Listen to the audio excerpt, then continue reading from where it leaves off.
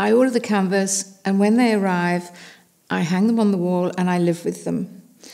Sometimes hours, sometimes a couple of days. And then I get some inspiration. I do a scribble. Often I think this is going to be landscape, seascape, mountains, or texture. And I start painting and it can easily change into something completely different.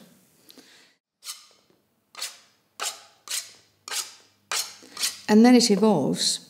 I do 2 or 3 layers with brush to build up the base.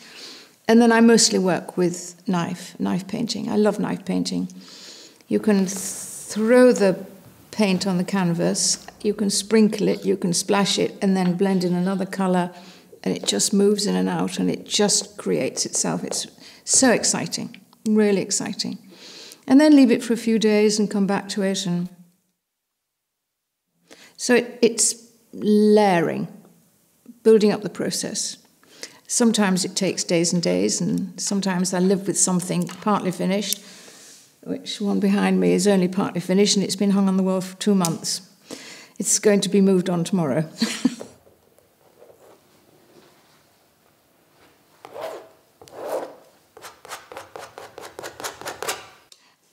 Most of my work is acrylic, and sometimes I work with acrylic and oil, but a lot of my work is demanded quite quickly.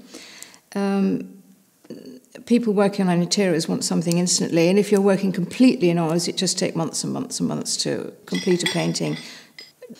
And my knives, I have a very big collection of knives, but I probably have 3 that are my favourites. They're well worn. I have to scrape the paint off the handles frequently, but they're my favourite tools. And then you can throw in lots of gels, lots of textures. You can use sand, and sand in different beaches across the countryside and in the world is different textures. You can use paper, broken glass, all sorts of textures to give depth.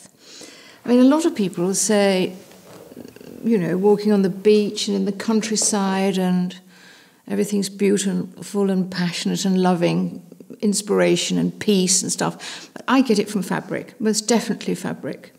Interiors, people's lifestyle. And that's how velvet graffiti started. It was really a client that had a lot of velvets, a lot of deep silks and embossed silks, and some of the velvets were very old and therefore had a lot of texture and a lot of wear and tear, which brought in the graffiti, which is related to countryside walks in and around Tuscany, where you'll find craftsmen scratching either his signs or a design into the finished walling.